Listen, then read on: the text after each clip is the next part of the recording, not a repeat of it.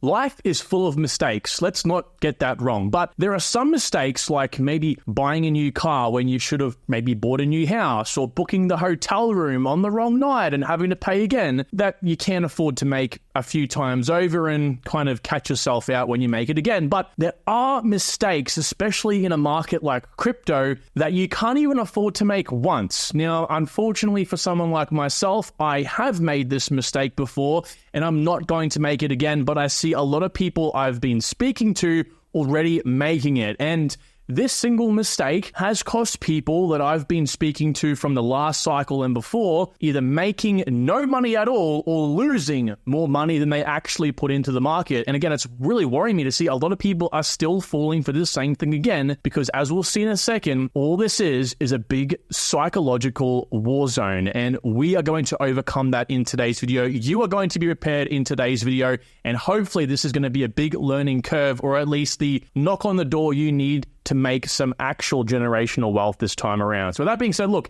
if you do enjoy the content, and look, the purpose is to be entertaining but also educational, I want you to support my work, if you don't mind, by dropping a like on the video and also subscribing, so importantly, you can achieve your crypto goals.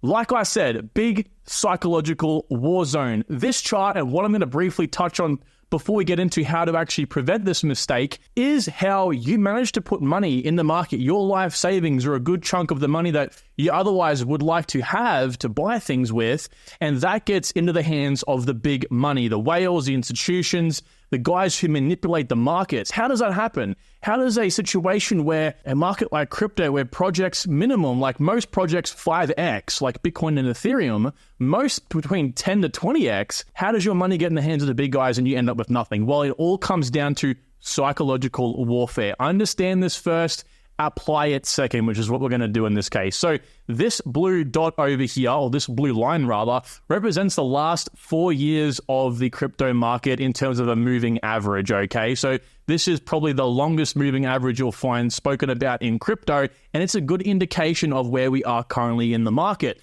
Notice we are on a slight uptick right now. Notice we had a dip, of course, over here, and we are now slightly trending upwards. And for the untrained eye, this might not look like that big of a deal until we apply it to some of these psychological charts. Why do you think they exist? Why do you think these are out here? We are just on the uptick. Now, there might be a first sell-off. There might be a so-called bear trap, as this insinuates. But the smart money buys in now, which is where we currently are, and the public, right? The public, the people, I call them degens, dumb money, whatever, the ones that come in purely built on enthusiasm, greed, delusion, denial, they all fall for these very obvious emotions. They're the ones we dump on as smart money in the market right now. So you don't want to be public. You don't even want to be institutional.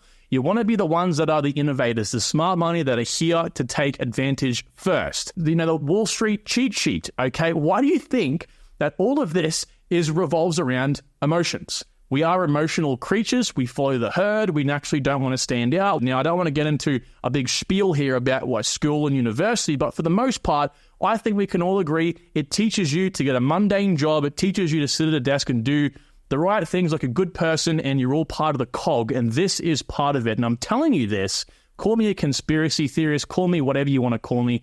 I'm saying this to hopefully wake up even some of you who disagree with me. I'm just saying it to give you the urgency that we don't want to fall for this. We want to be in now. We want to be that smart money. We don't want to fall for all of this problems. And the way we kind of solve ourselves and move away from the problems is focus on being prepared, okay? Fail to plan, plan to fail. Before we get into how to actually plan here, let's talk more about it. The fear and greed index.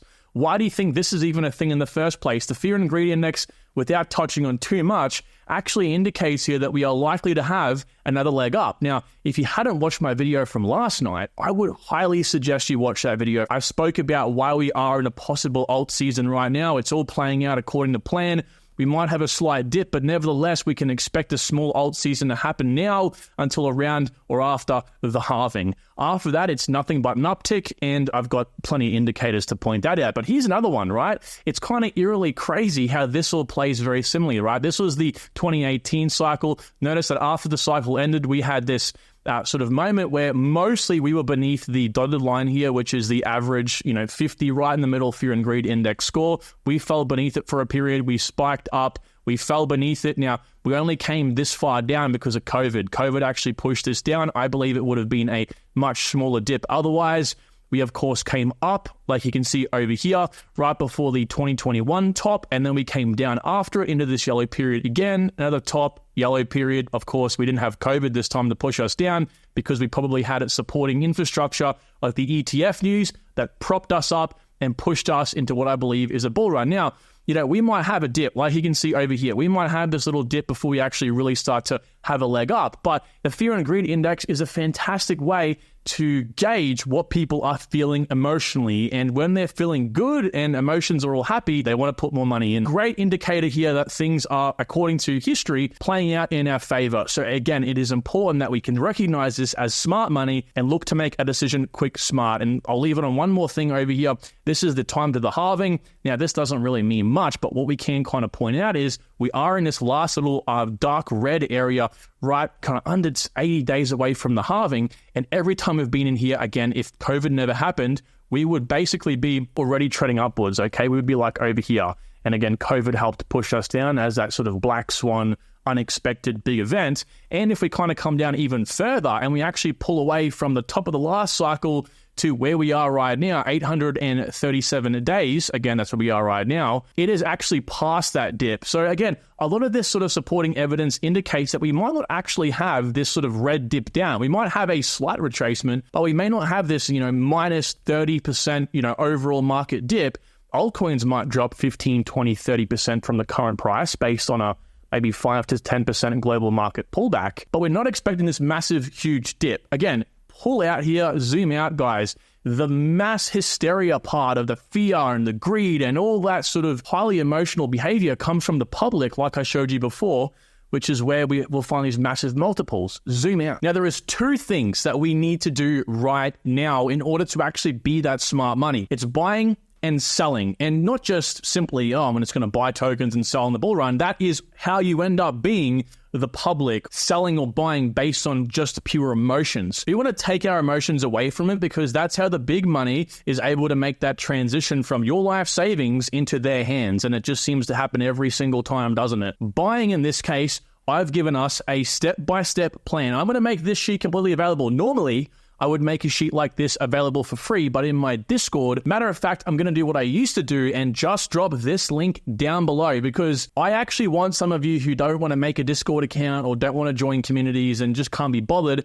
to still have access to this. Ultimately, the more people that are prepared, the more people will make money, and that's just going to make me friggin' happier in 2025. All right. So I'll make this available down below so you can go ahead and just see everything I've shown you so far, including this. And it is a step-by-step guide on what to do when looking to find an entry level. Now, I'm also going to do the same thing here in a second for the exit plan. It is so important to get buying right because the reason why we want to look at buying and selling and not just buying whenever is because you might actually have a cap on the point in time on the price level that you have to stop buying because otherwise you're going to push your sell level up to highs that may never be hit, which is one of the important factors as to why people actually end up losing money in a bull run because they end up waiting for a level that statistically, mathematically is never going to be hit. And that happened to me a lot in the last cycle. Okay, so this all begins by creating your wealth now with these smart buys and then realizing your wealth when you sell. Everything else in between, creating make-believe money,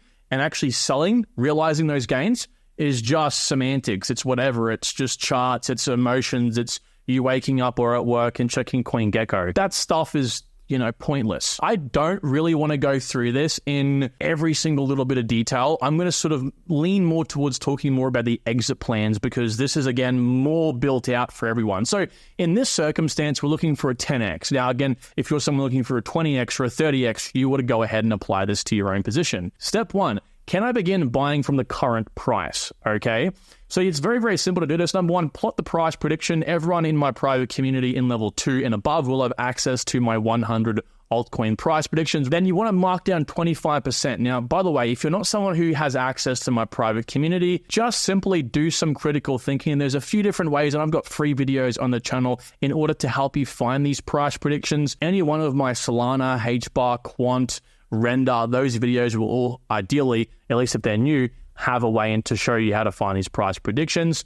Of course, moving down 25%, we find a new level that actually becomes our max price prediction level in that we can sell at. Okay, we call this the max ladder sell level because when you ladder sell to be as safe as possible in the future, you will need to sell some levels above that line to offset all the levels you sell beneath that line, okay? But for entry levels, we're just moving down 25%. As a rough guide for whatever coin you're looking at, you'll simply take this little marker tool over here. It's called the price range tool in TradingView, and you will just simply go from the current price and mark up to that line. You can see here, we're about a 3.5x up from today's price, which is actually 100% less. So what that means is looking at a chart, if you're up 248%, that's actually 3.5x. A 100% gain is a 2x. A 200% gain is a 3x. And so you want to ask yourself, does this equal a 10x? Well, as you can see, Solana hasn't. We're only at 3.5x, okay? Hasta la vista, Pepe, said Memenator, before completely destroying the green frog off the face of CoinMarketCap forever. Ladies and gentlemen, if you're a meme coin geek but hate that these meme coins try to deny their true intentions of shady rugging, scams, manipulation, and the list goes on, then I need to introduce you to their biggest fear. And no, it's not Gary Gensler, it's the meme coin terminator itself, Memenator. You see, Memenator is a new meme coin that doesn't hide the fact that it's designed as a meme coin. Its 140,000 Twitter followers know that they're looking at a coin designed to destroy the shady cloud that has propagated in this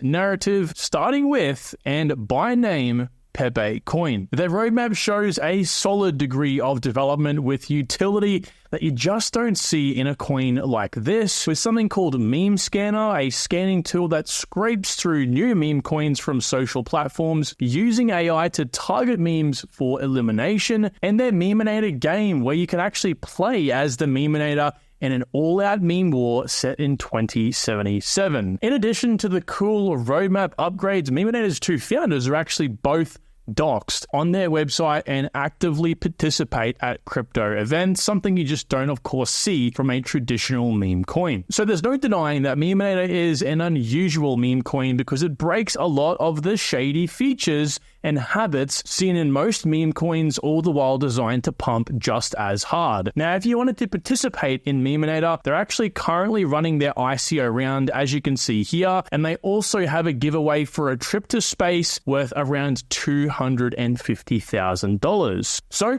come with Memenator if you want to live, and check out the links in the description if you want to do more research. So, if it does or doesn't, there's two different things. If, for example, you do hit your target of a 10x, simple. Step 1A, can I move down my sell position without moving my entry level? Okay, so the thing is, we don't want to be selling any positions around this level. While it is the max position you can realistically ladder sell out of in, the safest way possible, you don't really want to. Ideally, you want to sell somewhere as low as possible because, again, it just becomes more unrealistic the higher you go. That's just simply how it is in the market. And so we're pretty much testing that theory in this example. Okay, we're now trying to see if we can basically move this price range tool down, down, down, down. Let's just say this, for example, was 1,500%, which is a 16x. Well, we would want to move this marker down as much as possible to just simply hit 900%, which is a 10x. So if this red over here, if I pull this down and this red 900%, great. Okay, I can begin buying now and sell at a very realistic level, which is not far off the price, okay, and achieve my goal of a 10x. That's what we're kind of focusing on this point over here. So step 1A, or step 1B, if I cannot do step 2A, right, if you can't pull this down any further to achieve your target, well, can we move the bottom part down? Because that's pretty much your entry level, right? And I guess buying at the current price isn't always optimal. Sometimes projects have pumped up, and so you can actually buy lower because they likely will fall lower.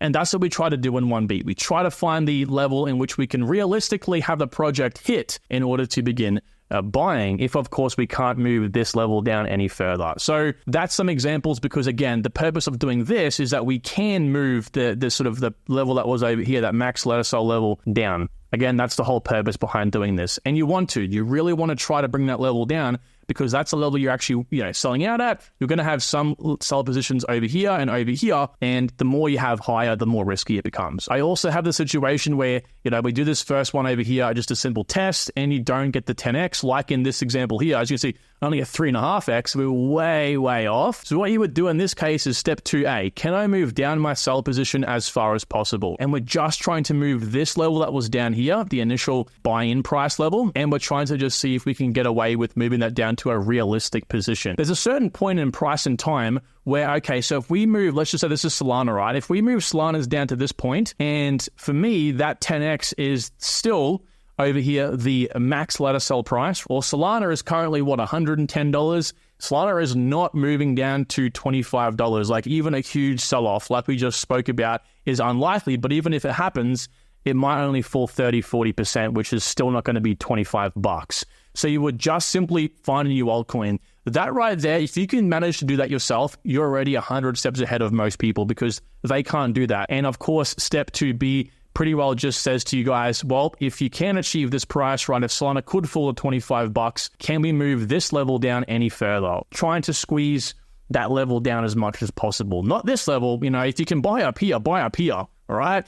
But it's really moving this level down, what we're trying to do in buying, okay? Because this is the price we have to sell at. Considering all that being said and done, now it comes time to sell, okay? And this is why it's very important to have that level down as much as possible, because again, the higher you have it, the more unrealistic it becomes for your project to achieve that price. Now, there's two situations that you might find yourself when you're looking to actually sell an altcoin. The one is where you have to sell at the max ladder sell level, right? You cannot put this up any higher, or you risk simply just losing it all right? So you're someone who's squeezing it over there. Or situation 2, maybe you weren't selling at this level and you say brought it down to this level, which you'll be in one of those two situations. All I really want to point out before we get into an example here is that in situation 1, you'll find that you might have to sell more constrictly, right? You'll have to sell these grouped more together on the top, because again, we are selling at the very, very max ladder sell level. We can't go a single weighted average or this level higher, okay? So what we're trying to do is, again, keep it down as much as we can, even though your levels down here might be more spread out and you might have more levels. Actually, the math works out that we're going to have to sell more of the percentage of our portfolio in these 4, 5, however many levels you have here, little levels, than what you do down here, all right? So a little small percentage of your portfolio sold down here and a lot more condensed in these levels. Because again, they're condensed together and not that far apart, so we have to throw more money in those levels to offset all of this. And situation 2 over here, where you can pretty well sell at most levels beneath the max ladder sell price, you can be more flexible, right? You can literally sell 50% above and 50% below that line if you want to. Now, if you're someone a bit confused thinking to yourself, what does he mean by selling percentages above and below? Well, here's the thing. In crypto, what we kind of think of when we sell is, I'm just going to have 10 sell levels, for example, and I'm just going to sell all 10 sell levels equally above and below the line. So again, say this red line here is where you're selling. You might think, well, if I sell 1, 2, 3, 4, 5, 1, 2, 3, 4, 5, evenly separated, that means that I have to be averaging out at my goal. And you'd be correct. But what you're not accounting for is how much of your portfolio you are selling at each of those levels. That makes a big difference. And that's where I come to a term called weighted average. The weighted average is something you can use for when your buy levels and sell levels are. All it pretty much does is account for all of your buying and the percentage you're buying in at, and then averages and finds a middle level. Okay, so people say, what's your average DCA price? What they're actually saying is that what's your weighted average? And that's what we're doing for sell levels in this case as well. So you want to come to a chart like this, which is TradingView. I have Solana up on the screen here, so it's all very similar. It's the exact same as this situation. And mind you, I would really recommend reading this. I've put a lot of time and thought into giving you as much information as possible. And why I'm going to take you through an example from this point in time and not actually kind of go through a situation like yes, no, is because, like I say here, there's 1,000 ways to do this, and it's all going to depend on you. Because we'll see in a moment here, we're kind of just going to throw a whole bunch of levels on the screen, work the weighted average out, so what level we'll actually end up selling at, and then you might want to change your levels individually. Let's work off the worst situation you'll find yourself in, which is having to sell at the very, very max weighted average price. Now, the first thing we're going to do is, of course, you'll know all of this to begin with, but, you'll have this should actually really be green. This might be the level that you can only buy at or beneath. That's your entry level to achieve your goal of, whatever the difference between here and when your average sellout is. If you buy any higher than this, you're having to sell higher than this, which is, of course, riskier. It's very simple. Here's what I would recommend as a rule of thumb. First of all, do you want to have an initial investment out level, a level in which you take all your kind of invested amount off the table? People always say they want to do this, and I would recommend it, actually. I would say for an altcoin that is lower than a 1 billion market cap, at least right now, I would seriously think about it, because you're taking all that risk off the table straight away and the rest is to ride. But here's the thing. When you sell that position, what I used to think was, okay, that's going to really bring down your average. Right now, it's going to sink that ride down like a big heavy anchor, and you're going to have to sell more up here. But it's not. It just means that you're going to have less tokens to sell up at these levels, which means just simply less money, okay? So let's just say in this example, right, we're looking at Solana. Let's just get rid of this line because you'll know your own entry-level line. Two things straight away. One is, are we going to sell in the previous trading action? Okay, we can see this big chart on the right. This is Solana's previous price action. Do we want to sell here at all? And if yes, you want to find levels of support and resistance. Very simple. Look up a quick YouTube video. Support and resistance is like 2-minute guides to this. Just find levels where your price has touched a lot, and there might be some support or resistance naturally at those levels. And if you want to sell any of those positions, of course, mark down. This is all personal preference. Here's the hard part, okay? The hard part is identifying what comes next. What happens when you're now going to sell at all of this, what I call uncharted territory? Well, the rule of thumb I like to use is look at the previous 12 months trading action, zoom right in and see what that project was roughly moving in and out of. Then also come and have a look at where it's kind of jumped up at, where a lot of money is coming into the market. And so for Solana, we went from about $9 or $10 up to about $25, and we kind of average between 25. So what I would sort of look at is $5 increments as like the average increment growth for Solana, and $25 as a larger jump. And so kind of plotting this in the uncharted territory, I would look to maybe go to myself, okay, if I'm going to sell at any of these levels where there's no charting action, I'm going to sell at $25 increments. And when we start to come above the line where it gets more risky, I'm going to sell in about $5 increments, okay? And it's literally throwing spaghetti at the wall. I would recommend jumping over here and clicking on the horizontal array, and let's just pretend we're not going to sell any levels over here. I would, for example, probably drop one, let's just say over at like $300, roughly speaking, and then maybe jump another one over at $25 increment. So that's $325, and then $350, and so on, okay? But we'll get to a point in time, if I just plot this 375 level, where you'll begin to hit your max level, okay? And you might think to yourself, okay, well, I want to start selling a little bit quicker here, maybe $15, $12 increments, whatever. That's up to you. But up here, I would definitely say sell closer together, because this, especially at the top side of things, at the max letter sell level, is what you'll have to do. In the case that you're selling somewhere down here, okay, that's fine. You can be, wide up top and wide below. It doesn't matter. But this specifically is the situation where you want to kind of condense them. And you might want to do $1 increments, whatever. Again, this is all personal preference. But what I would say is get at least 10 levels if you can on the board. The reason we're going to do 10 levels is because we're going to work out a nice, easy distribution here to work out your weighted average. And here's how it works. I'm going to fill this in with 10 levels and show you in a moment. Okay, so here's my 10 levels. 1, 2, 3, 4, 5, 6, 7, 8, 9, 10. I have an 11th level, but we're going to call this my initial take profit level. So I'm getting that off the board. Of course, that's just going to mean I'm going to have less tokens to sell up here overall, which means less profit overall, okay? So first thing I'm going to do is just distribute all of our tokens evenly amongst these levels. Why this is important is because let me throw you over to the weighted average example sheet I gave you all for free, many months ago here. And what this sort of shows is that if we start things off by just 10%, 10%, 10%, 10% at each level, again, 10 levels ideally, there's simple math to work out. I'll show in a moment here if you have more or less than 10 levels, but we just want to sell evenly amongst the levels that aren't the initial investment. That doesn't count. And then we want to work out the percentage, so we know that, of course.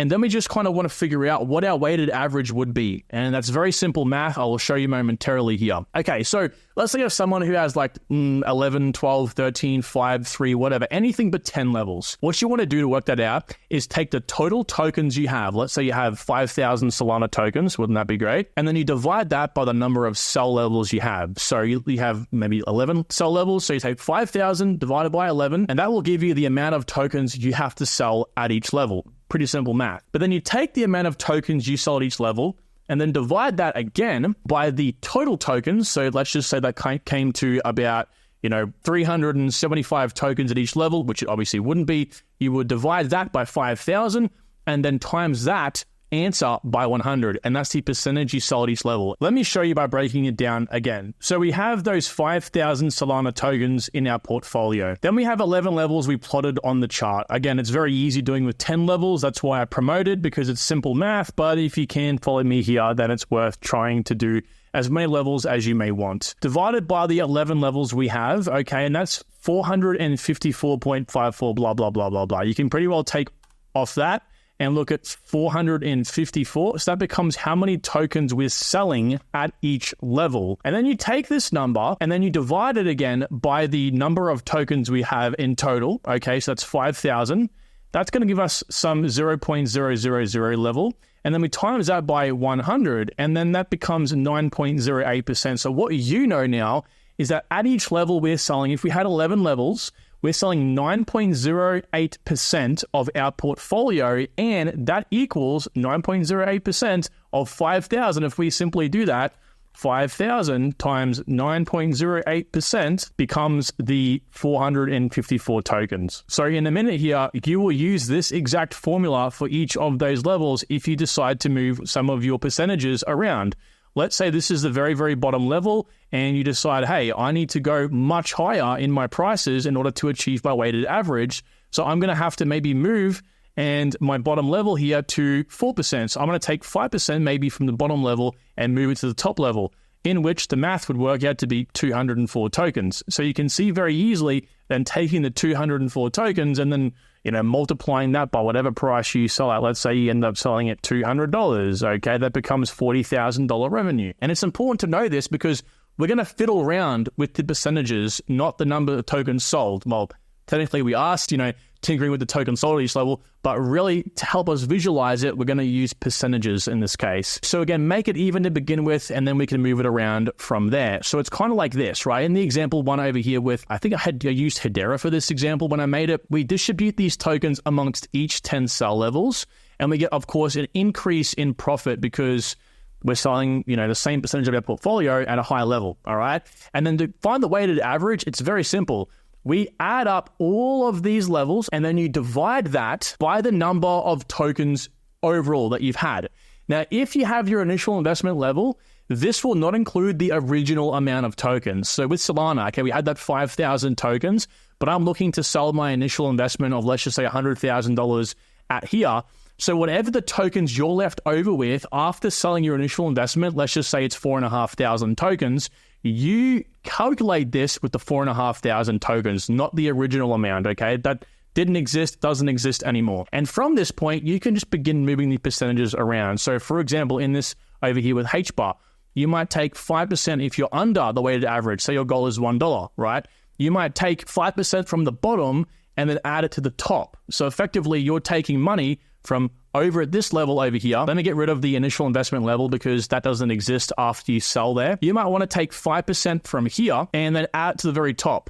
Of course, that adds more risk, but that's what you have to do in this case to actually achieve your goal of that weighted average. Otherwise, if you don't actually work this out, you might end up unintentionally selling down here and missing your goal by a lot. And then what that means is you end up holding your bags because you are still anticipating a certain price or revenue to be hit when that may never be possible. And so you can go about doing this back and forth. And this is all it is. It's throwing spaghetti at the wall. This is a perfect example over here with HBAR as well.